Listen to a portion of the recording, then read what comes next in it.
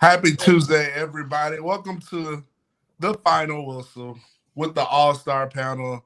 We're glad to have you on the show. Hit that like, subscribe button. You know we're on the Bama Standard, your number one source for Alabama content. And yes, everybody, let me talk about this All-Star panel. The final six in the spirit of Alabama making the final four. My co-host, Chris James, with the confetti, already celebrating Bama victory over UConn. Celebrating it, baby. What it is. Let's go. Final four, baby. Let's go. Shake the screen. Put your forwards up. Let's go. Let's I go. told y'all we're going to get here, baby. Let's go. I'm pumped tonight, man. I'm pumped tonight. Let's go. Who's Auburn play in the Final Four since they're a basketball school? ITT Tech. The Cows. I was gonna say, I believe they're taking some cows out to the pasture, maybe to get milked or something. Actually, I heard they are in the equestrian Final Four right now. So mad props to Auburn. I heard they were on the bubble for the equestrian Final Four. So hey, they can still bring their cows the trees last week because the equestrian Final Four they rolled the trees. Yeah, they did. Speaking of rolling, our Ty Hayes, Blaze Hayes' cousin, Around the Table Sports, Mr. 24/7 Constant College Football. Ty Hayes, how are you today, brother? Oh, you know, just another day out here creating content, doing my thing. I know that. Please look up Ty. Ty does an amazing job, everybody at Around the Table Sports. And ladies and gentlemen, up above Mr. Ty Hayes, our team Debo on the R-Star panel, Mr. Lushawn Graves. Brother Lushawn, how are you? You lanking already? You're muted. Andy's muted. Spring football, baby. Final Four, Bama Hoops, first time ever. I'm with Chris, man. I'm excited. 8 days next weekend. Up already, Chris. You better get out time, bro. Chris Williams, we're going to get on you, brother. Ladies and gentlemen, our top down at all the old senior citizens venues and our lead recruiting analyst, the one and only Dan James in the house. How are you, Dan? Man, I'm always good, man. Final Four, man. I'm riding an all-time high, man. Final Four. You know, whoever thought we'd say it this year? I never would have thought I would have saw Bama in the Final Four in my lifetime, to be honest. So, check that off the bucket list, baby. Check it off. Yeah, check it off. Let's go out ladies and gentlemen, the guy who's going to need so much security in Tuscaloosa on the strip, Jalen Milroe's number one fan, the starter of the Jalen Milroe fan club, Daniel Petty. Petty, how are you doing today, sir? I'm here to cheer on my boy Jalen, man. I'm hearing good things from spring practice, actually. Coach is talking highly of Jalen, so I'm ready to talk about some Alabama football and absolutely the Final Four, man. I love Saturdays in Bryant-Denny, but when I went to Alabama, man, some of the funnest memories I had were those Wednesday nights in Coleman Coliseum watching Alabama basketball and Red Shoes Petway and Irwin Dudley and Gerzard and Wallace and Mo Williams. And, man, so I got a deep love for some Alabama basketball. So it's exciting to see those boys in the Final Four. Hopefully, we can make some magic one more time against big bad UConn. Yeah, it's more of a David and Goliath matchup. But I got faith in the Crimson Tide. And so everybody, tell a friend, come in, tune into the Final Whistle. Listen, this is what we do. We give you everything that you need and more. X's and O's content, a little comedy, a lot of humor. We're gonna roast Auburn as usual. So that's what we do. Excuse me. And ladies and gentlemen, while we're on the Bama Standard, gotta shout out our sponsors, WorkspacePros.com. If you want to improve your business solution, whether it's marketing, all that stuff, and get to the Final Four in business, hit up Workspace Pros. And our other sponsor is Title Towel. Excuse me, I'm getting choked up discussing Title Towel. They do an amazing job. Hit them up. use the promo code standard, that is STANDARD, and you will get a title towel from Title Towel at wetwillsports.com. That is wetwillsports.com. So please hit up Title Towel, everybody. So guys, we kind of discussed it. Let's get into the next topic, guys. Bama position battles heating up in spring 8A. Let's talk about either, I'm going to give around the floor to you guys. I'm going to start with Chris. Give me a position battle that you're hearing, or just some position battles that are kind of starting to heat up that you think are going to be interesting this spring. And I'll start with Chris, and then we'll go Ty, Lushan, Dan, and Mr. Petty. Okay. The obvious one will be the center position, but I'm gonna let somebody else take that one about what's been going on there. But I'm gonna go with the wide receivers. If you were listening to Coach DeBoer, he was speaking about how those receivers are getting a lot, making plays, how the competition is heating up there, how they're getting yards after catch and making big plays, and how he's been very pleased so far. So to hear a guy that's a offensive guru like him to say he's very pleased at this point, man, that's a positive sign on our passing game, because I felt like if we were going to take the next step this year and complete the deal, it was going to have to start with the passing game, because I know our running game is going to be there with Jam and Justice. You know what we're going to get out the running game, Daniel Hill, those guys. But it's the passing game with losing Bun and losing Burton, and where we going to be able to take the next step and as far as the passing game. So I'm excited about that one, that the wide receiver battle, man, because we have so many options. And then that's without Ryan Williams, Rico Scott, or Amari Jefferson on campus. So to see the guys that are there balling like that, and you're going to add those three to the mix, it's just going to make fall camp that much more interesting. So Chris is going with the wide receivers. Ty Hayes, give us your position battle that you think is really heating up. It's really intriguing you in Tuscaloosa. I think it's got to be defensive backs, right? I mean, you're talking about a position group that was probably the most hit by the transfer portal. And I think the most intriguing part about it is if we had the ability to get Colin Hitchler here, if we had the ability to get Mo Linguist here, if we were to tell them, hey, you're in the middle of a rebuild, they might laugh at us. And the reason why I say that, Mo Linguist was just the head coach of Buffalo. He got 3 5-star defensive backs in the class of 2024. He didn't have 3 5-stars on the entire roster of Buffalo. So you tell that guy, hey, you're in the middle of a rebuild. He's going to look at you like he just committed highway robbery. He's going to turn around and say, wait, so I have Damani Jackson, who is a top 5 player in all of high school football, coming out of high school. By the way, ran a 10.25 100-meter dash, tied the state record in California at the time. I got that guy. I also have Jalen Mbakwe, who's a speedster, 5-star. I have Zabian Brown from California, 5-star. I have Zay Mincy, 5-star. And then on top of that, I have a Tony Mitchell, who at one point was a 5-star, a Jaleel Hurley, who was at one point a 5-star. Keon Sabb comes into the room and was only graded 2 points behind Caleb Downs per Pro Football Focus, and he didn't even have the opportunity Caleb Downs has. Then he has Red Morgan, he has Dre Kirkpatrick Jr., he has Bray Hubbard, he has Malachi Moore. This defensive back room is also benefiting, gentlemen, from going up against Nick Sheridan and Kalen DeBoer's offense. You think the position battles are crazy? Think about the battles between the assistant coaches. These guys are competitive too. I love it. I really do. Thanks for that analysis. Now, Lushan, before I get to you, we know we're having position battles. Before you give us your take, could you just kind of discuss Coach Womack's defense and how the possibility of, being so versatile and playing to lots of guys kind of really helps with our defense?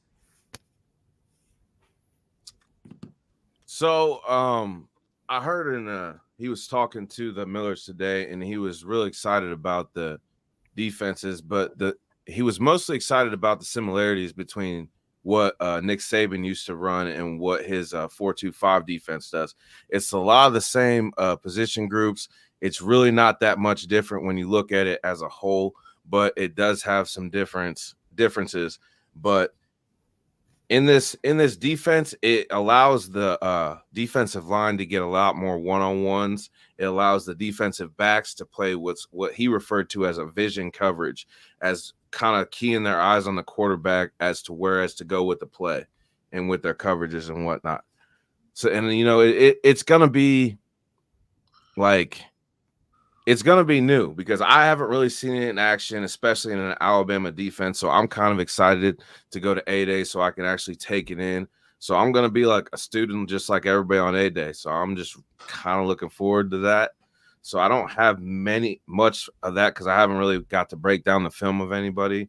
But from what Kane was saying, he is very excited about the pass rush. The defensive line has been getting after it. The pass rush has been absolute savage, and that's been something Alabama's been greatly missing in the last couple seasons. Nice. Now, Dan, give us your take regarding position battles that you are hearing that intrigues you that's this spring. Well, Chris mentioned the center position, but I don't think, I'm not sure if it's a battle any longer unless we move some people around. But I'm looking at the right tackle position. Who's it gonna be? You know what I'm saying? Is it gonna be Elijah Pritchett? Is it gonna be Wilkin Formby? Could it be a Miles McVay? Or do we bring in a transfer? So I think that's the position that's pending Cade Proctor returning. That's the one spot that will help us shore up, the offensive line to complete it, because from what I'm understanding, James Brockermeyer is doing a, commendable job at center. I guess so. Third year in the program, the third or fourth year in the program. So, we should expect big things from him. He's been in the program 4 years. So, I'm not surprised that, he's making a move. But that right tackle position is where we have the question mark. So I like to see how that goes. I know you mentioned the center. What are you guys hearing regarding Parker Brailsford? I know he didn't scrimmage this past in the first scrimmage. I don't know if it was. I heard it wasn't due to injury. What are some of the things y'all are hearing? Ty, Chris, LaShawn, Dan. What are some of the things you guys might be hearing regarding Parker Brailsford? Well, what the best thing for us to do now is just let it play out. It's a lot of things. Anything that comes out without him being involved is just pure speculation at the moment. But you got to look at this. He moved halfway across the country. He no longer has his offensive coordinator. No longer has his offensive line coach. And he's at Bama. Where competition is fierce. He's was on the smaller size for offensive lineman in the SEC. So, we'll just see. But, all that is just pure speculation at the moment. Ty, Dan? Yeah, only thing I know is that he hasn't practiced in some days, missed the scrimmage. I haven't heard anything about an injury, anything like that. As far as I know, I think Tony Sakalas had an article saying that he wasn't injured and that was kind of the confusion. But it could be any number of reasons. Like Dan said, we just need to let it play out. Okay. So let's shift from the center position to our center, long snapper, is that Daniel Pettle. Give us your position battle that you think is really heating up or intrigues you. Look, man, it's hard to top what Chris and Ty spoke on. I think those are going to be the two most contested battles, the wide receiver room with all the talent and the defensive back room. Like I said, it's just such a plethora of talent. So I'm going to change. I'm going to go a different change pace and say what battle I think may be cooling off a little bit. And for all my fans out there like Van, sit down for this, but I think the quarterback battle may be cooling off. It sounds like the board really is liking what he sees out of Milroe. He's used the words very consistent. He's just playing ball, which is what you want to hear in a new system, that he's not overthinking. And look, man, they even pointed out the things I like. They focused on the things he's strong at, how fast he is and mobile, plus how accurate he is with the deep ball. He was, one of the top in the country last year, regardless of some of the debates. But they pointed out, hey, from the 10 to 19-yard range, he was 50%. That's something he struggled on. 4 out of his 5 interceptions came in that mid-range. And that's what they're working on. And that's what DeBoer's liked what he's seen out of that. So, man, if Milroe can grasp that side of the offense and take this off, I don't know if it's going to be much of a quarterback battle. And that's intriguing to me because if Milroe's the guy, that's where you want to see, you don't want to see a battle for too long. You want to see a guy take the reins and become the leader. And I think that may already be happening. Yeah, to add to that, 2 cents, I heard from one of my former teammates. He called me last week and he was like, he's close with the program. He was like, man, Milroe looking like a totally different QB. He's crazy what happens when you have a quarterback coach. And that's the point. I think he's going to prove all the people saying that the quarterback coach and Reese and all these guys were what's holding him back. Bill O'Brien, well, he had a coach that straight up told him, you're not a quarterback. There is in no way, shape, or form conducive. Like, Bill O'Brien came to Alabama to be a leader and to be a teacher, and he refused to do either of those. Yeah. So that's going to set you back. Absolutely. And DeBoer might be considered the ultimate magician, after he sends Milroe to New York and wins him Heisman. So, look, man, the kid's got all the tools in the world. Now he's got the coach to do it. So, like I said, I think he's got a chance to prove a lot of people that were blaming coaches and every other thing pretty right. Yeah. LaShawn? I didn't get to hit on what position battle I thought was kind of heating up. If you look back at Alabama in every successful season we've had, the return game has always been an X factor. And that's something that has been missing in our dynamic playmaking ability. This season, it gets corrected. It gets corrected in one sentence by a true freshman to me, Jalen Mbakwe. Flat out. Flat out.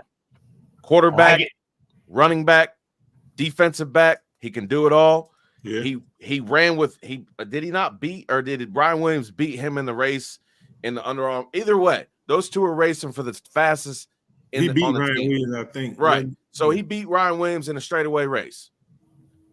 That's my choose. If you put an X factor back there, look what happened when we had Jalen Waddle back there. Every team that we've had an exciting, you go back to the 17 before that. Kenyon Drake. We have a dynamic return man. This team is different. Go back to the dude a lot of our generation fell in love with at Alabama called Deuce. The Deuce. Yes. Yeah, I love that. That's a great take, man. Great take. And I'm gonna throw a position out there. Running back. I think that's gonna be very intriguing just to see who's gonna take the lead. I've heard, Jam Miller's looking good, but I've heard a lot of Justice Haynes from the coaches during practice. I think I've seen Justice Haynes kind of take the leadership role in that running back room where he's kind of first. And I've heard some smoke from Daniel Hill looking good in the scrimmage. Richard Young had a long run. So I think that position battle is really heating up. And I'm thinking Kalen DeBoer is just like, oh my gosh, I went from Washington where I only had 2 running backs, and I got 4 horses. I got a Ferrari, a Lamborghini, a Maserati, and a Porsche. And it works good for me. So I think he's excited. And you got one on the way. Oh, yeah. You on mute, Justin? Dramatic effect. I had to go with it that way. But, yeah, you said Hall had to come on the screen. First of all, acknowledge me. Everybody get your ones up. Fours up. That's right. Well, we'll get to that part next. But just a few things to add. Talked to Jaden Roberts here recently. He says Jam Miller is the undisputed dude. Just absolutely showing out in practice right now. Not to take anything away from Justice Haynes. The guy's absolutely dynamic. Daniel Hill, second coming of Bo Scarborough / Derrick Henry at the goal line. Nobody can tackle him. They're basically being pushed aside like children. The man's going to be a problem and will be seen in the offense this season sooner rather than later. As far as center, that place is locked up. James Brockermeyer is the guy. He's the guy. And there's not going to be anyone who can take that away from him. I'm not sure what's going on with Brailsford. He'll figure that out. Maybe he's dealing with some emotions, some buyer's remorse since coming over, like you said. Some guys that brought him over are no longer there, so that could weigh in on a kid and mess with him as far as his mental goes. But right now, James Brockermeyer is becoming the guy we expected from when he first came here when we were recruiting him. So that's what you need to look at as far as kick return. Emmanuel Henderson showing out, Jalen Bakwe showing out. So I think that we found the answer to all those questions. I know why. So you mean to tell me that we got somebody that can snap the football? That's all we did. He was already we have more than one guy that can snap the football. Matter of fact, he is our coach. Coach Cap has made sure that he has 8 guys who can effectively snap the ball. All right. We have 8 guys that can snap the ball? Effectively snap. I said effectively. Listen to that word there. Effectively. I understand what effectively means, but I Hey, just wanted to clarify. Are you sassing me? Are you sassing me, sir? I just want a clarification. Mm-hmm. See me after practice. What was it? Man, with all these offensive weapons, and speaking of effectively, how much is Coach DeBoer going to take advantage of the new headset system? Because, how much does that – let me ask that question to you guys. How much does it help Milroe that DeBoer can be in his head till 15 seconds before the snap? It's going to be crazy. It's going to be great. I think it's going to be a unique system. I just think you're going to see a whole different, just creative offense, something that I think we discussed on this show, how we need to get creative and utilize all these weapons. I mentioned the Lamborghini, a Ferrari, a Maserati. Well, we got that and more in every skill position, tight ends, wide receivers. I mentioned the running back, even the quarterback room. So it's going to be exciting to see. Chris, you were going to say something? The tight end. No, I had a joke. I was talking about Brailsford. Why he looked to the left, he saw a big 6'5", 330-pound guy to his left. Looked to his right, saw a big 6'5", 330-pound guy to his right. He looked across from him, saw Jihaad Otis. He was like, "Bro, I'm in the wrong league." All he did was point and say, "You gonna eat your cornbread?" He said, "I'm in the wrong league, bro." They took his cornbread. James Smith took his whole lunch and just let me get that. He started scraping the cornbread off the head. Hey, man, you know how the freshman linemen look when they come in high school compared to the senior varsity linemen? And how the freshmen look. They be in the back of the different animal. He got the SEC like, bro. Yeah, it's a totally different beast. Next level, yeah. Chris, was the same look that Santonio Beard gave Anthony Bryant when he came through the hole and saw him there? That look of fear?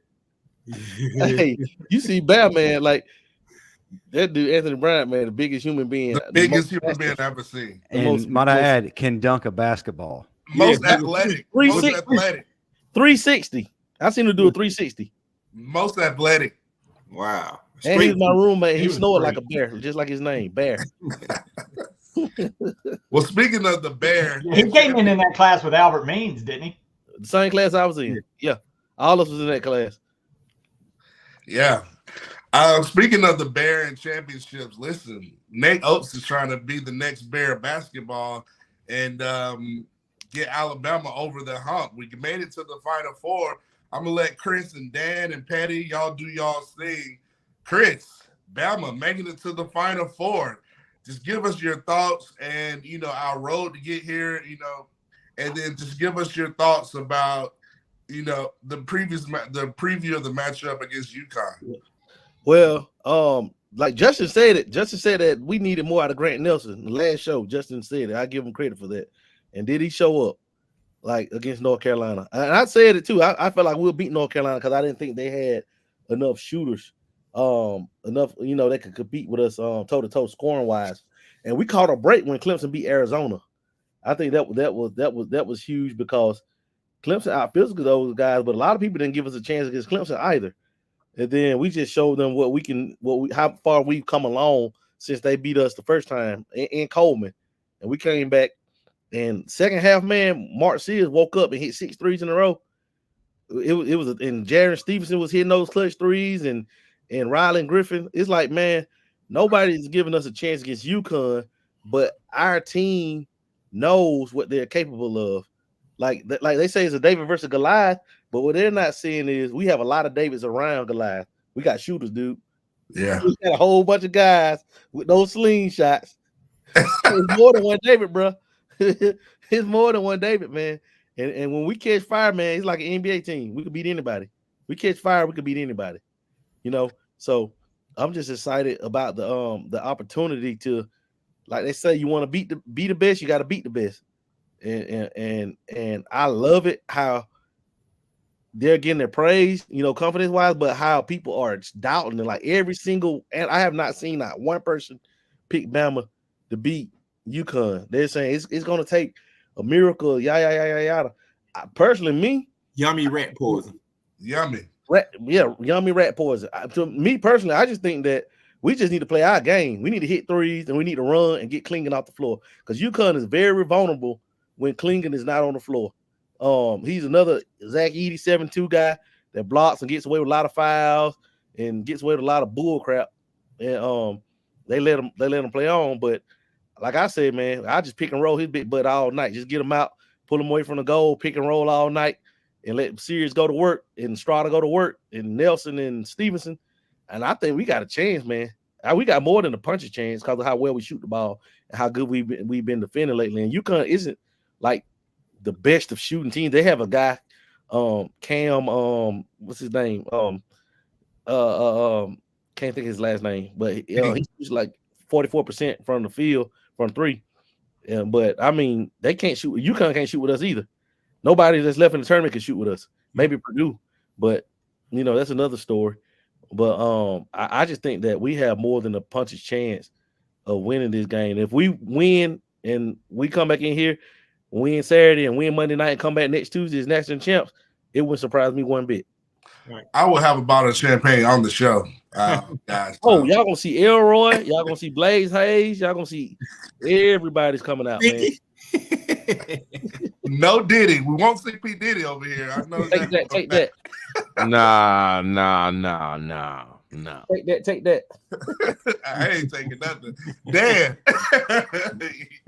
give us your take on Bama in the Final Four. Yeah, man. You know, recap on the game. You know, I caught a little flack on here when I said, you know, North Carolina didn't have the shooters. You know, Coach Oats, he listened to my strategy. You know, you D up on RJ Davis and you collapse on everyone else. You know what I'm saying? You lay off them.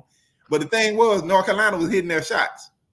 But, you know, fortunately for us, you know, Grant Nelson had his best game. And, you know, us collapsing down on Baycott, that allowed, you know, Grant Nelson to stay out of foul trouble. And that helped us. He had his best game. You know, so I think you know, what we need to do against UConn is pretty much the same thing, you know, but we have to find a way to let allow Mark Sears to play off the ball. So that's why I'm thinking, you know, put Grant Nelson back at the top of the key of the elbow, let him start the offense. We tend to have good success with that, you know. So you know, anything can happen, like Chris said. You know, we don't need a puncher's chance. We got shooters. All we need is shooter's chance, you know. So, you know, I said, you know, our ceiling was the Elite Eight, Sweet 16, Elite Eight. So anything else now, we're playing with house money. Now, guys, let's go out there and play loose. You know, let's have fun. You know, let's get out there. Let's run them. Let's do what Bama does. You know what I'm saying? We're a championship school. We're championship pedigree. You know, so nothing would surprise me anymore with this team. I think the most impressive thing is we were beating teams on this run, and we haven't been healthy in this run the whole time. You know, Pringle's been kind of banged up. Reitzel's been, you know, concussed. He's been off and on. So we've had different guys step up, and I don't think we've still played our best game yet. So I'm glad to see where the guys are going. Patty, your take, sir. Man, look, the thing that got me is, and y'all know this, the things that make teams really special are the selfless teams, the teams that are teams. And everybody knows your star scorer is Sears. He's the most dynamic guy with the ball in his hand. And after the game, you heard Oats say that with the game on the line against North Carolina, he was like, Sears is coming to. He's like, no, man, Grant's the hot hand right now. We're going to Nelson. And man, that right there was all I needed to hear to let me know that this team has got that special that they're selfless. There's no egos. They're all about winning. And that happens, man.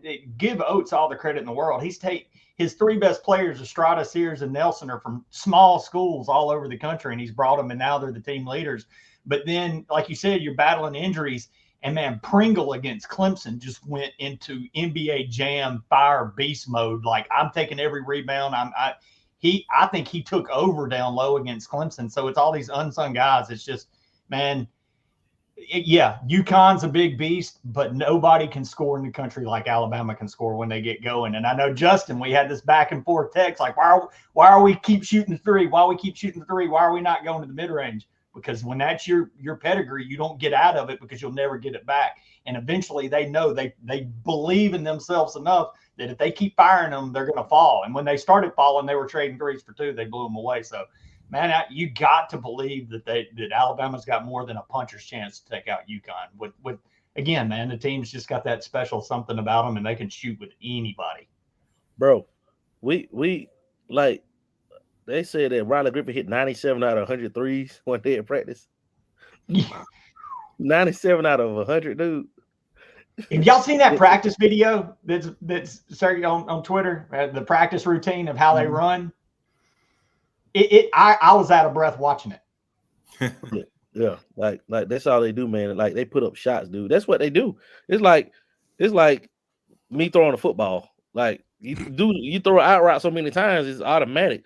You throw a post route so many times, it's automatic. I mean, like, shooting for them is like, you know, that's second nature. Like, I guarantee you, nobody in the country has put up more 3-point attempts than them since basketball season started. Not even close. That's just what he does. Justin. Yeah, Petty, to your point, I know we kind of got into a little bit of an argument in our group chat as far as deviating from what our quote unquote bread and butter is. I'm just looking at it from a standpoint of leaving points on the floor. And we were able to overcome that with Clemson. We were able to catch fire, you know, no harm, no foul. And I don't necessarily think if you deviate just a little bit that you can't get it back. I think you can get it back as long as you're hitting, whether it be 2 points or 3 points or whatever. It gets you into a rhythm. When you get that rhythm going, the confidence starts to pour in. So I don't think necessarily deviating would be an issue. I would like to make sure we are not leaving anything on the court, especially against the UConn team, which a lot of people are looking at as an NBA squad. Well, you know, I like that. I like the fact that through this entire tournament, we have been David. We've never been given a chance from round one. Let's just face it. We didn't belong there. That's what everybody was trying to push. That's the narrative everyone wanted to create. Good. I think that's probably the best thing that could have possibly happened to us. We found ourselves. Unselfish basketball. Mark Sears is the unheralded hero. There's no question. But what happens when he gets cold? Well, Grant Nelson happened. The most impressive person to me, we've already said it, Nick Pringle, a guy who's playing on one good leg, but is just playing out of his mind, getting the rebounds, getting the and ones, just making an impact that changed the trajectory of each game he's played in. Riley Griffin doing his thing. If we can get a healthy right shell, we could blow the roof off of this. But my biggest thing against UConn, this is a disciplined team. This is a seasoned team. Don't be our own Goliath. Don't come out sleepwalking, being kind of sluggish. Get out the locker room. Just start hitting hard, dropping them, making smart plays. Don't make any messy turnovers. Just be smart. Let the game come to you. Don't get ahead of yourself, and don't be your own Goliath. Be David. Slay the giant. I believe we belong, and we can win. I agree. You know what, though? I think that, man, they come out there and see that 70,000 folks on that raised up court. You know what I'm talking about? There in that big old football stadium, when that raised court, it's like just something special, magical about the Final Four. And I'd have never thought Alabama would be there. But for those guys to see there, man, and if we catch fire in that, y'all already know, man. We done seen some stuff in those final, like that Kentucky team that nobody could beat when they had the Harrison twins a few years ago. Then what did Frank Kaminsky and Wisconsin go in there and do? Knock them off. Nobody expected that. Everybody just thought Kentucky was gonna have an undefeated season, cruise through. But UConn, like you watch them, man. The thing what separates them from everybody else is clinging. The 7-2 guy in the middle, he's like Zach Edey. He does what he wants. He blocks so many shots. And Illinois, they like whenever he wasn't on the court, they were plus. But when he was on the court, they were like minus 20 something. But the thing about it, you got to run him. That big guy, you got to get him out the game. You got to make him ineffective. You know what I'm saying? Play zone, make him. Don't try to play man because he's gonna get all your bigs in foul trouble. Play zone, close out on the shooters and run, man. Do what we do best. Run. Like we made Baycott a non-factor at the end of the game. Grant Nelson did. Just like I don't think Clingan can guard our bigs when Grant Nelson's at the 5. Pull him away from the basket. Let's go. Pull him away from the basket, pick and roll. Just find ways. And what better guy would you rather game planning for that than Nate Oats? Nate Oats is a genius. He's a mastermind. So I know they got the game plan in tow. It's just all about once that first 3 fall and how you get those threes to fall. Like Justin said, get to the free throw line. Once you start knocking out those free throws and getting that rhythm, boy, it's gonna be a long night. And I'm telling you, man, you made a great. Just the atmosphere, how big of a game it is. We're going balls to the wall with right sail back, and Pringle had a week to be off that foot. Man, we going in there healthy, man, fully staffed. All we miss is Davin Cosby, but we'll be all right. But man, we going in there, man. Like Stevenson got that confidence. You know what I'm saying? Chris, you made a good. Chris, the key point I think you just made though, man, and it kind of owned what Justin is. What you said about Kentucky when they were undefeated and lost to Wisconsin, dude. UConn all season has been all they've heard is national championship or bust. So if they don't win the national championships, they fail. All the pressure's on them, man. And like Justin, you said, you come out firing and that you start seeing those first few shots fall, that pressure gets tighter and tighter on UConn if Bama's hitting shots. Yep. Right. The longer Bama hangs in there, the more UConn's gonna shrivel up. Y'all know what I'm talking about. The pressure's much more on UConn in this situation. And continue to use that Rocky Balboa mentality of if you're getting beat up on, not falling to the mat, keep swinging. Eventually, it's going to land. In the regular season, we couldn't quite harness our inner Rocky Balboa. There's too many times where if we weren't hitting on all cylinders, we go into a funk and we kind of shrivel up, like you said, and we fade away and it's on to the next game. But in the tournament, you haven't seen that. People have thrown their best punches at us. We've been down by 10, 11, what have you, but we just kept fighting. If we do that against UConn, I like our odds. The Italian stallion inside us can rise up and overcome those odds. I like that the story's perfect. So, Bama, finish your story. It's those SEC refs, man. They let them beat up on us all year. Then once you get real refs in the NCAA tournament, you start getting, besides that Grand Canyon game, rest of the games were called pretty fairly, other than that Grand Canyon game. So when you got refs that like the SEC play, like they let Tennessee foul. When they met Purdue, you came back to hunt them. You know what I'm saying? So it's like, well, come on, Chris. Let's be real. I got 3 fouls on Zach Edey just from watching the game. That's what I'm saying. That aggressiveness that they play with came back to hunt them. Oh, you couldn't please on Zach Edey. You see what I'm saying? So yeah.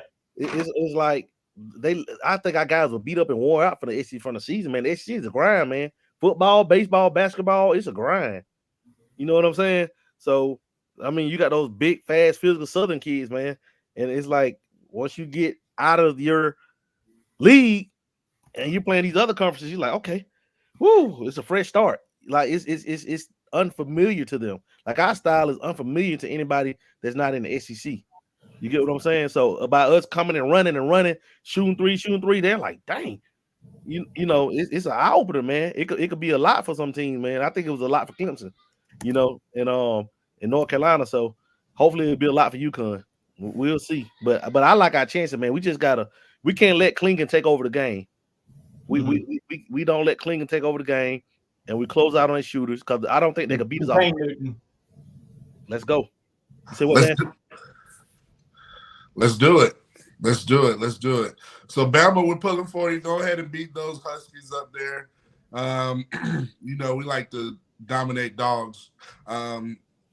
down here in Tuscaloosa. So, guys, let's shift back to football. Let's talk about, Petty kind of alluded to this earlier. Let's talk about the growth of the QB room. And I'm just going to be honest. I saw highlights of the scrimmage, and I got to say, one guy that stood out for me was Austin Mack. I just think he adds a lot of competition, a lot of talent, elite arm talent, to this quarterback room. So you saw Milroe, you saw Simpson make plays, you saw Austin Mack. Ty, I'm gonna start with you on this. What do you think the growth of our QB room is going to help propel this team moving forward? Yeah, listen, I'm probably less concerned about the quarterbacks than most. I've been on the record that I think Jalen Milroe will make massive gains in his development because I saw a lot of growth in him last year. And Tommy Reese, I don't mean to pile on him, but he was 33, 34, 35 years old, had never worked with a quarterback like Jalen Milroe, didn't even get to bring in his own offense, had to learn Alabama's offense, and there was zero creativity. Matt, you talked about it earlier. With quarterbacks, and especially a first-year quarterback, give him pre-snap motion. Give him some tools to identify what a defense is doing. Instead, they just said, go out there and whatever happens, happens, I guess. I don't know. Like that seemed to be the philosophy, and it was just not conducive to success. For me, it's less about the growth of the quarterback room because I have faith under Nick Sheridan, they will grow. Under Kalen DeBoer, they will grow. And gentlemen, lest we forget that Alabama's tight end coach, Brian Ellis, broke records with Bailey Zappi at Western Kentucky, where that cat threw for nearly 6,000 yards and like 62 touchdowns. There are 3 quarterback developers on this roster that most other teams would love to have. For me, it's the offensive line. Alabama over the past 3 years has averaged as the 99th offensive line in the nation in sacks allowed. This year, if they would have even been a middle of the pack offensive line, which is insane to think about, if Alabama is ranked 60th in the nation in terms of sacks, they win the national championship. Why am I that confident? Because they were 129th and they took Michigan to overtime. So for me, I have full faith that any of these quarterbacks, they're all going to develop under the tutelage of this new staff. Austin Mack knows the offense. Ty Simpson has got a ton of ability in that arm. It's just about getting it all together in terms of consistency. Dylan Lonergan, very talented, and Jalen Milroe has the experience. To me, the offensive line is the biggest question for the offense. Lushon.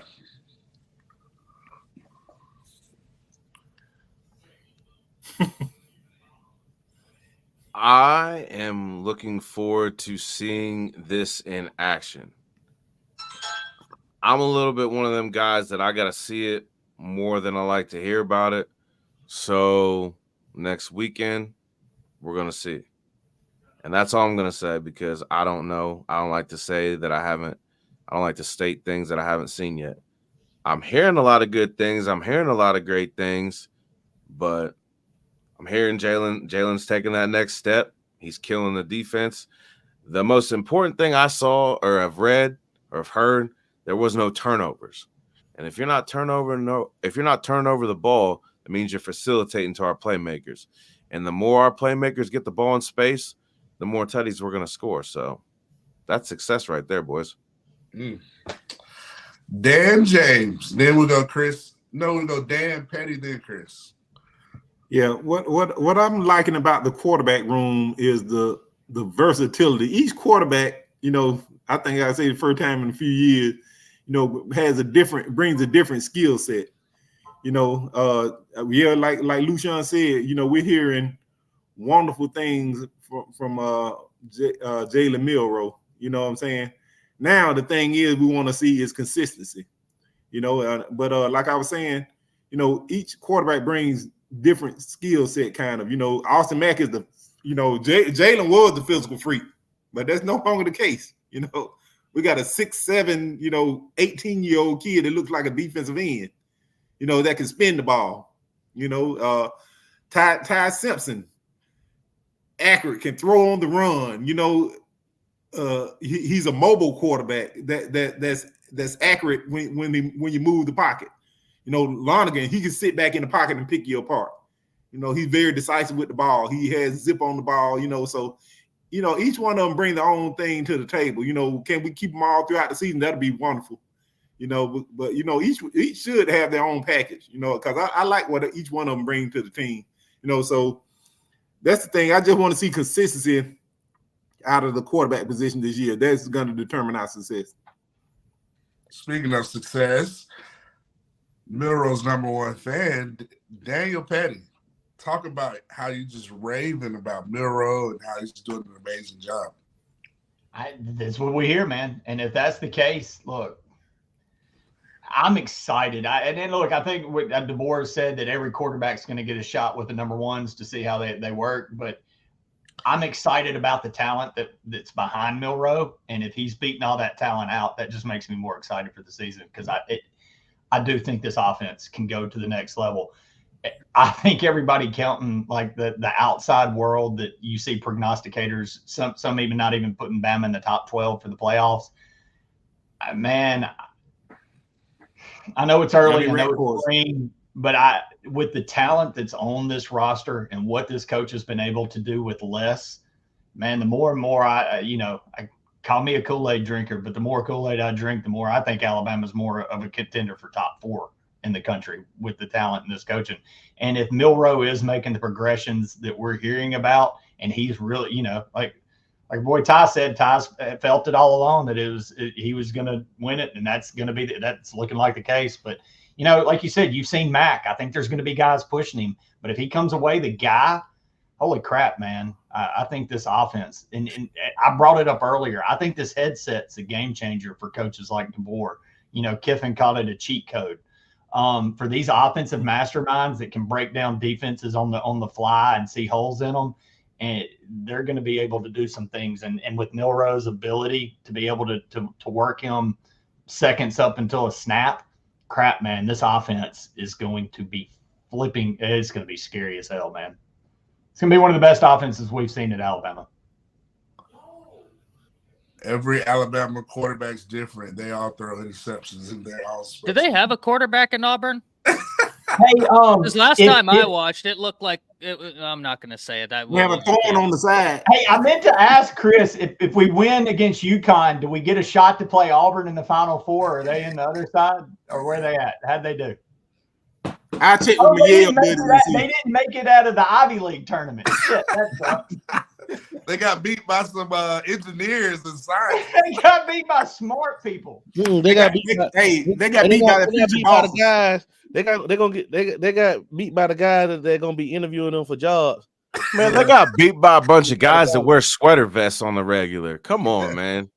Revenge of the nerds. Not to mention that, but they lost to a 4-letter acronym team. Gentlemen, I've always said this. I am in favor of relegation in college football because then we could send Auburn to probably where they rightly deserve, right? Where they can play New Mexico State well, no, you know what? Forget it. We can relegate them. We'll take New Mexico State into the SEC. Maybe a 4-letter acronym team can do their thing, and they can have Auburn. Yeah. I love the whole soccer, the European Conference USA.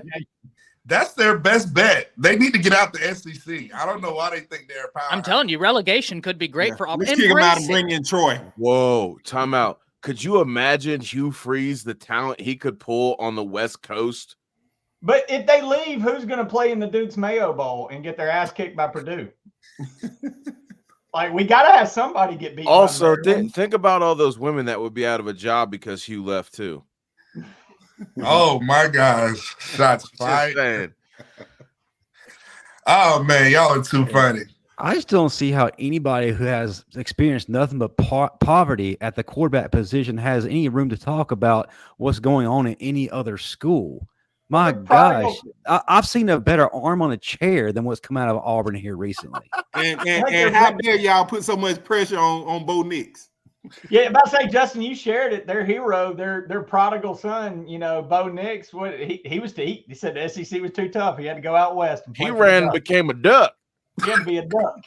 He wanted to become a duck. Can a duck pull a truck? No, and I'm genuinely asking, do they have a quarterback? You can't pull a bus. What'd you say, Ty? Did they have a quarterback? He said Cam Coleman. That's all I got to say. Is he going to throw it to himself? Is that what we're doing now? He's going to throw it to himself? Okay. Oh, my gosh. Keon Coleman, not even Ryan Williams. Stop it. He still needs How a many quarterback, times though. did he win Mr. Alabama? Cam Coleman, how many times did he win that? Oh, that's true. As many tournament wins as Auburn had this year. That's all right. We just gonna get Red Williams on and say boo. No, but in fairness, Cam Coleman is a dog. He is going to be a heck of a player. Is a dog. He's a beast. Like I can't take anything away from him. That guy's a monster. But Is that unless after he he's hits the throwing it transfer to portal next himself, year? I just don't understand. And then when it comes to the NCAA tournament, they're like a virgin at prom night. You got all this build up, and then it's over in 30 seconds. Oh. All right, mine's no longer the worst. I've had to send mine in the private chat to y'all because, well, Dude. Speaking about, All right, let me go ahead and finish and say my part about the quarterbacks. go Chris. Hey, the subject. Go ahead, Chris. We took up some time, Chris. Sorry, man. Sorry. No, it's all good, man. But the growth of the quarterback room, I feel like I love what I'm hearing about Jalen Milroe. My biggest concern was how was he going to translate to Coach DeBoer's system, and it seems like it's been pretty good.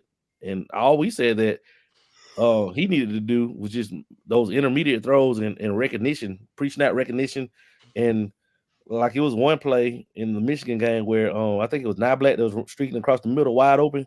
We make that throw right there, hit him, we win the ball game. Just some simple things like that. but do we know that was the right route? Because I heard Niblack is sometimes not even sure that he could have been running a totally different route, and that confused Milroe. Milroe probably looked up and was like, "Wait a second, you're not supposed to be there. You're supposed to be over there." Yeah, I'm open, George.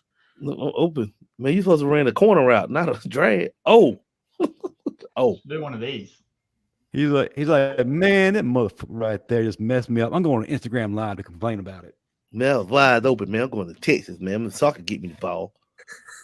Like, just wait till all the views I get on my Instagram Live and my Discord. Get live Speaking Longhorn. of Texas, R.I.P. Lou Gossett. He's got a great scene in the movie. What is it? The officer and the Officer and a gentleman. we're gonna leave it at that. Man, y'all crazy. But Austin Mack is he's a stud. It's gonna be interesting to see if Miro was to go down, who the second guy would be. Right now, I guess it's Ty Simpson, but I think you can win with either of the three backups. So I'm just excited to see that. Now, my only concern about the scrimmage, without is on the flip side, your secondary didn't create any turnovers. Yeah, So gotta be objective. that's the flip side of it.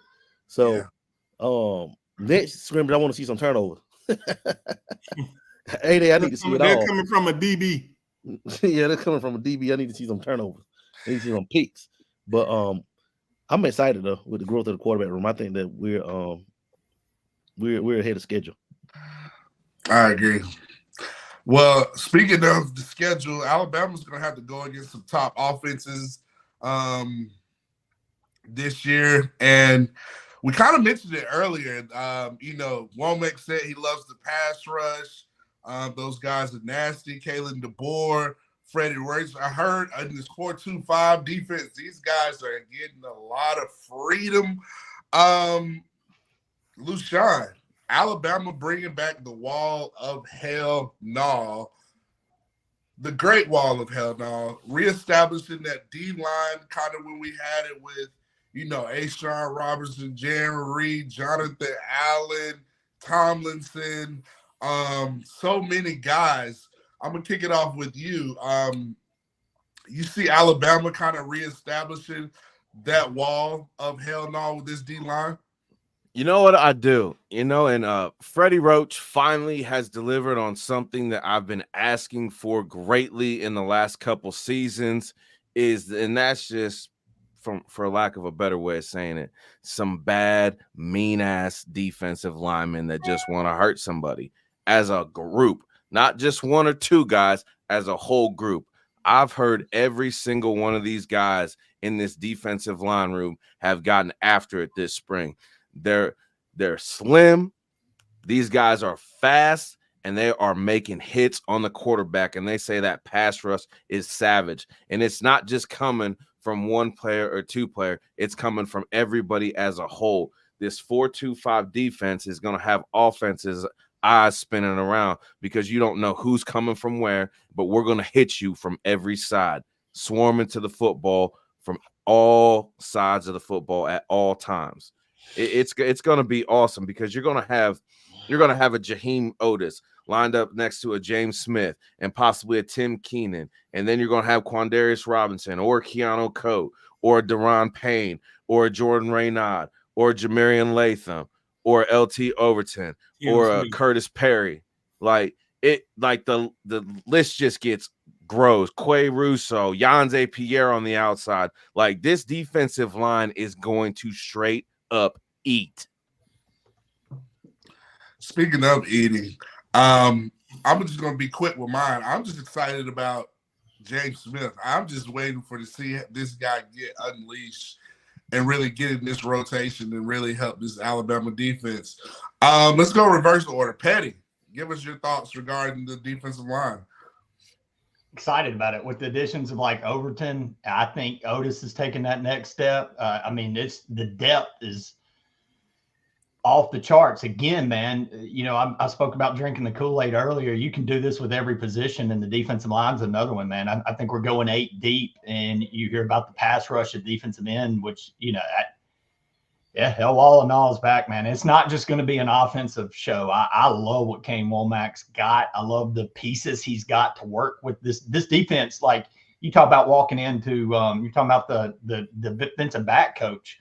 Imagine being Kane Womack walking into this, and the defense that he runs and what was sitting there waiting on him to run his defense was like the perfect mix. So he's like a kid in a candy shop. So yeah, man, this defensive line is just going to make that secondary look so much better. So yeah, man, again, with the pieces brought in, Overton, the guys like Otis, and then all the other names, I think we're in for a hell of a show. I agree. Dan. Yes, I've loved, I think for the first time in a few years, we're back to the depth that we were once accustomed to in Tuscaloosa. My one concern or question is, can we generate a pass rush from the interior? We haven't seemed to have that since Christian Barmore. Can somebody be a Christian Barmore, Quentin Williams? Can we get an interior pass rush? Luckily, we had William Anderson. We had the Dallas Turners. We had guys that can get pressure from the edge. But, I want to see, can we get some guys that can collapse the pocket, put pressure, bring pressure in the quarterback's lap? So that's the only concern. But, yeah, I'm liking what I'm seeing from the defensive line. But that's the one concern I have. Dan, when's the last time we had both of those? Good question. We had Jonathan Allen, Tim Williams. Jonathan Allen, Tim Williams. Ron Payne and them, yeah. Quentin Williams from the interior, that was a nasty pass rush. He was really killing it, and we had the pass rush from the exterior that year as well. Yeah, that's it. Yeah. D coming off that edge was amazing. I think he did. he drugged that. He was real aggressive in the finish too. You just see him up the middle. The way he penetrated the offensive line was just spectacular. His hit hump and drive was legendary. Justin, the way D took him down, man. Squirrel. Ty Hayes, you're talking about Quentin Williams. Give us your take about the defensive line and what gets you most excited about the potential. And you got to think, we don't even have all the guys that are coming in for the rest of this 24 class on campus. So, yeah, 100%. So, we can talk about the theory crafting, but before I do, I want to start on something that is, right, instead of something that could be. Chris Williams in the chat. Shout out, Chris. You give great support over here. I know that Auburn content is dry. I know that there's not much over here. So rock with us. I get it, man. He says Colorado could beat Alabama. Well, New Mexico State University did beat Auburn, so we don't have to worry about that. And then last time I checked, Colorado plays a higher brand of football than did New Mexico State. So, hey, at least you're losing to a Power 5 team, not a 4-letter acronym team. And The allegations, we're not even going to go into the allegations, right? That's for my legal stream. We'll handle that a different day. In terms of the defensive line, Yes. I think that the interior of this defensive line is going to be the best Alabama has seen in quite some time. Remember, gentlemen, Jaheim Otis was used in a different capacity last season. They had him move over, and he's going to be more in a natural position with a Tim Keenan. Speaking of being at a more natural position, LT Overton once again is going to be at a more natural position. A&M had him drop a bunch of weight, rush off the edge because he's that athletic. Last thing I'll say is, Daniel, I love the point you made about how they're transitioning this defense. We have to give flowers once again to the GOAT, because Nick Saban left recruits, left prospects, left players that have unbelievable positional versatility. And when you have that, Jeremiah Alexander came to Alabama as a 5-star edge. Jihaad Campbell came to Alabama as a 5-star edge, moved interior. When you have that level of positional versatility, it is absolutely nothing to transition from Saban's defense to a 4-2-5 nickel. It's seamless. Hey, one question. Has any coach ever in the history of college football walked into a better situation than Caleb DeBoer walked into? I don't believe so. No, because every other coach that came into a program had to rebuild the offense, didn't know who their quarterback was missing like 46 seniors. Right. No, because it's no coach has walked into this combination. I mean, coaches have walked into some good teams, talent at USC or LSU. Massage parlors. Yeah, Not a program with 20 plus 5 stars. No, not a program like what Alabama's built over yeah. And Dan, to your point, I think I'm gonna let Chris kind of talk about this. One thing I've heard from a lot of D linemen is they're having a lot more freedom at the interior defensive line position to really go. So I think guys like a Curtis Perry, who kind of fit this mold in high school, I think you're gonna see him kind of get unleashed. James Smith, a lot of other guys. So, Chris, round us out. Yeah, I'm telling you the difference between a lot of it's either you're a 2-gap guy or a single gap guy, defensive guy. It seems like we're going back to the days of the single gap defense. Like with Saban in that 3-4 man, like that 3-man front, he had a lot of 2-gap responsibility. So it was hard, to kind of be kind of dominant. That's why what Deron Payne and guys like that did, Quentin Williams, Jonathan Allen, was so special because like they were able to play 2 gaps and dominate, But here, you just got one assignment. This is your gap. Blow it up. Don't, pack it in. Whatever you got to do, take care of your gap. And the thing that I love about it is that allows them to play fast. You know what I'm saying? It allows them to play with more freedom. That's what they mean. This is your assignment. This is what you got. Go do it. You don't have to, like, when you engage with the O-lineman and you have to shed both. You got this A gap, and you have to kind of read and react. Now they can just play fast and go, and that's what I like about it, man. And I expect that to benefit Jaheim Otis the most. This is for him just taking over. I believe he'll have the ability to take over games next year, and those edge guys, man, they can just go. So I just expect our guys to play faster without as much thinking, because that defense was complicated under Coach Saban. It was effective, but complicated. And that's why you saw some guys responding late, especially those freshmen responding late. So now you get to really just play loose, play free. Most complicated defense in college football, Bama and Georgia's. I mean, you hear scouts talking about that they're just like, hey, it's incredible how ready these guys are when they come to the NFL from a cerebral perspective because of what they ran. Yeah. All the difference between Alabama and Georgia players is that we tend to stay a little bit off the bottom. Speed limits and stay off the bottom. Yeah, we have a winning record in Mercedes-Benz Stadium. Yeah, Georgia just ain't us. You know what I'm saying? They just ain't. And we don't bark at people in public.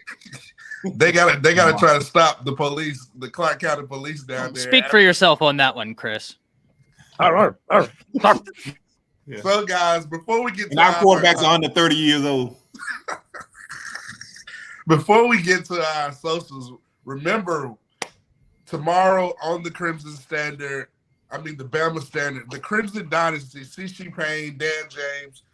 Tune into her show tomorrow, and right after that, you have Teague take the All-American George Teague. He does an amazing job. So stay at the Bama Standard. And as always, hit up Wet Will Sports for title towel. Promo code standard, that's STANDARD. And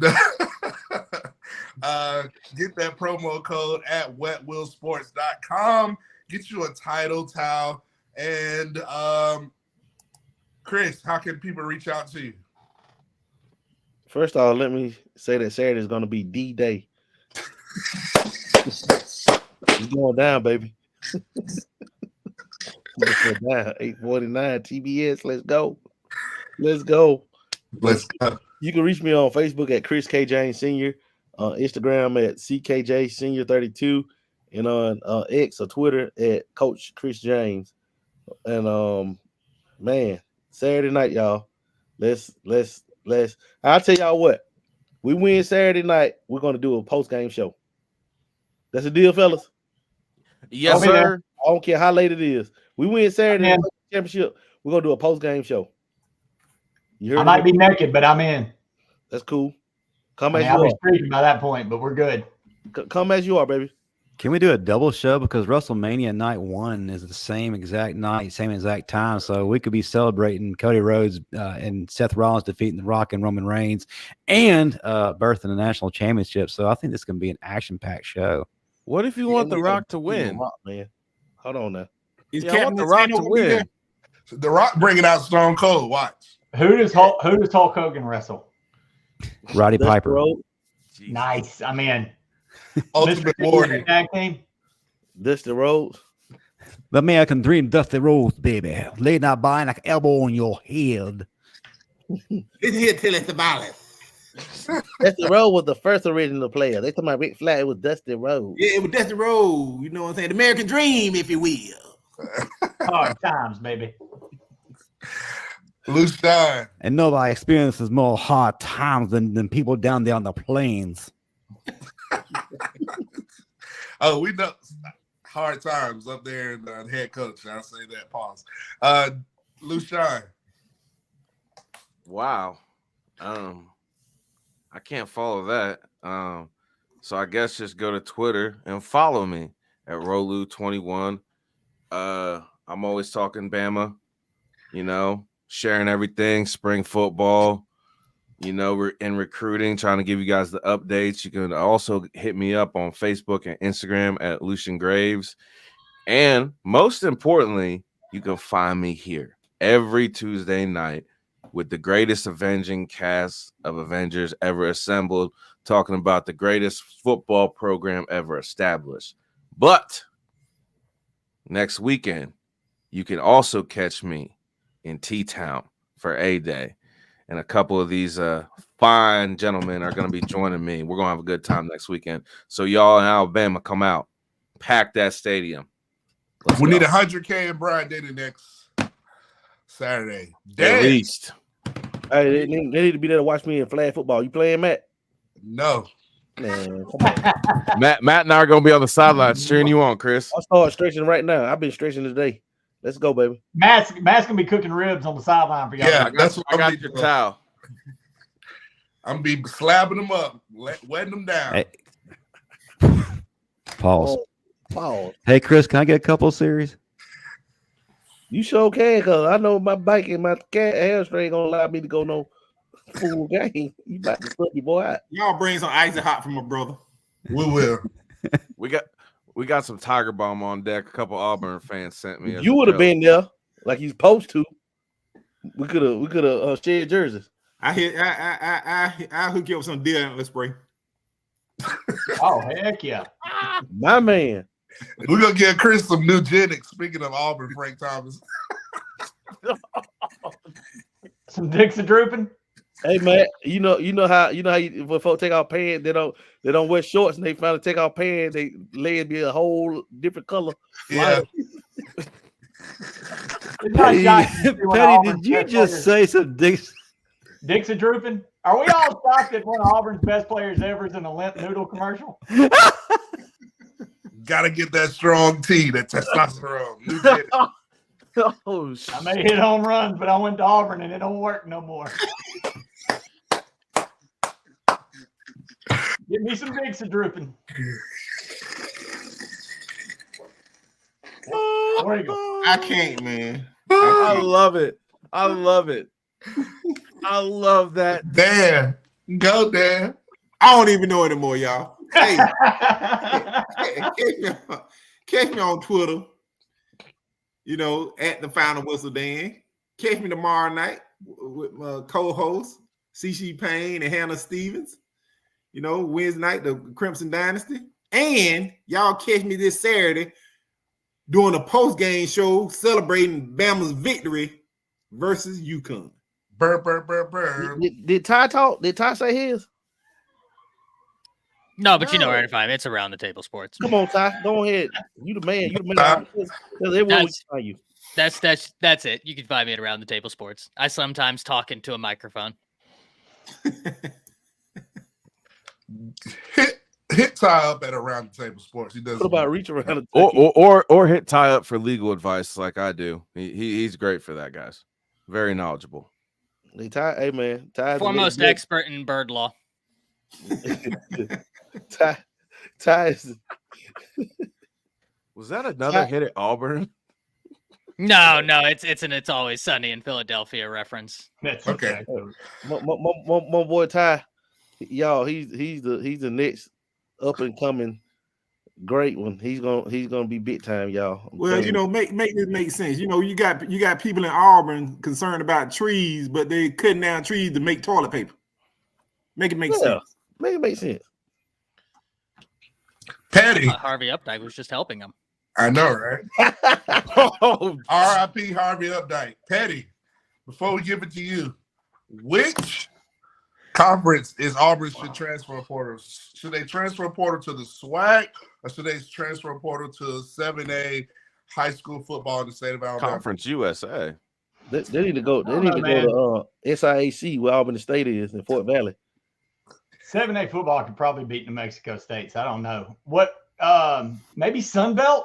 Sunbelt sounds about right. All right. It's too tough. It's too tough. MAC. Can we with the MAC? I mean, uniforms. Could they beat Boise State? No. Whew. Absolutely not. So, no, I said that the Maction. What if they were on Tuesday night Maction? They play like a Maction team. They do a lot of dumb shit. They'll be perfect. They couldn't handle the snow.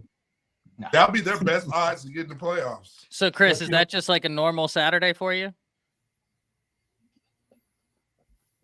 Like, you're just asking, Chris. Petty, how can they follow you? Well, y'all can find me here every Tuesday night. Final Whistle. Twitter, Petty_Daniel. I'm Daniel Petty on Facebook. You can also find me in the Opelika Massage Parlor Pharmacy selling the soft pecker to apparently all the former Auburn stars that need it. Oh, my goodness. Listen, see us. Is it safe yet? Is it safe yet to come back? It is. It is. Hey, tune in to next week's show. Tell somebody about the Final Whistle. And as always, we like to end on those two words. Roll Tide. Roll Tide. Give a piss about Number time. no Nugenics over here.